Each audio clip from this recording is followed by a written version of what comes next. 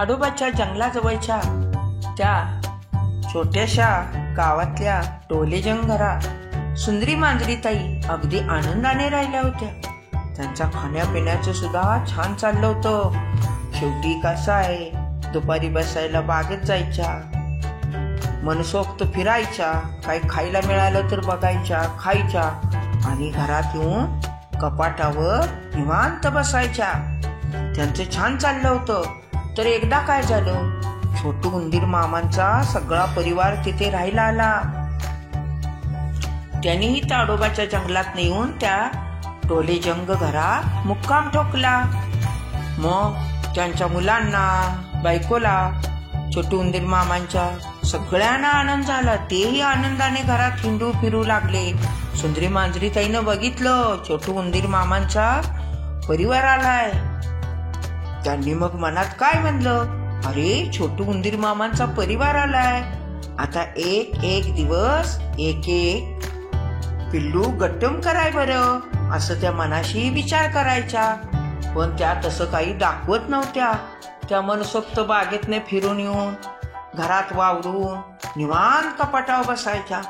मग एकदा काय झालं, अशा त्या सुंदरी मांजरी ताई बागेतनं फिरून येऊन त्या घरातल्या कपाटावर बसल्या होत्या आणि छोटू उंदीर मामाची छोटी छोटी मुले बिळाच्या बाहेर येऊन मस्तपैकी खेळत होती, बागडत होती, मौज मजा करत होती. मग सुंदरी मांजरी ताई काय म्हणाल्या मनात, अरे वा, छोटी छोटी पिल्ले आलेत, यातला आता आपलं काय मन राहत नाही, एखादं गट्टम करायचं असं म्हणून त्या कपाटावर बसल्या. पण त्यांनी काय केलं, शांतपणे डोळे झाकले होते.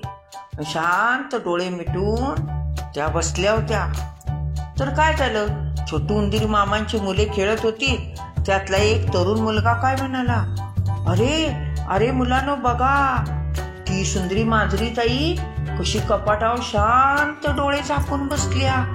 बहुतेक ती धार्मिक दिसत्या, सात्विक दिसत्या. ती बहुतेक ध्यानस्थ बसल्या, ध्यान करायला लागल्या. बघ बाबा, अशी मांजर भेटणं कठीण आहे.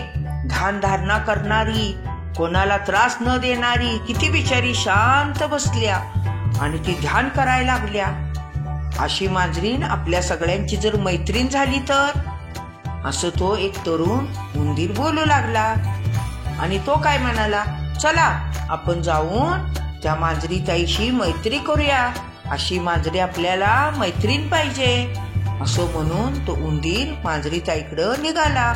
पण त्यातला एक तरुण उंदीर काय म्हणाला, अरे ती ध्यान धारणेला बसलेली नाही, ती मांजरी नाही, आपली शत्रू आहे.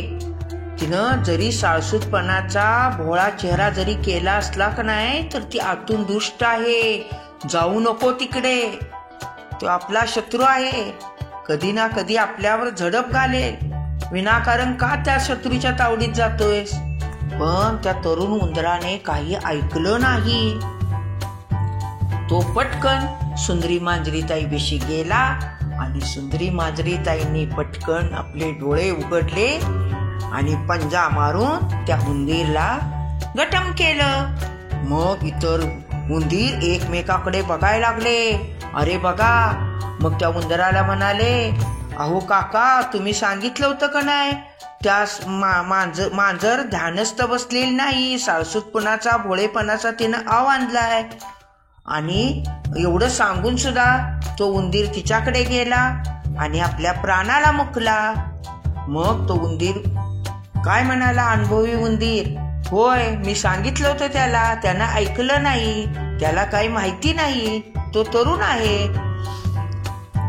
म्हणून कुणाचाही चेहरा जरी भोळा असला, साळसूतपणाचा आव आणणारा असला, तरी तो माणूस किंवा ती व्यक्ती किंवा प्राणी आतून दुष्ट असतात. म्हणून अशा लोकांपासून आपण सावध राहिलं पाहिजे. कोणाच्याही चेहऱ्यावर जाऊ नये, आतून त्याचं निरीक्षण करावं. हा व्हिडिओ आवडला असेल तर आपल्या आजीच्या गोष्टी चॅनलला लाईक करा, शेअर करा आणि सबस्क्राईब करा.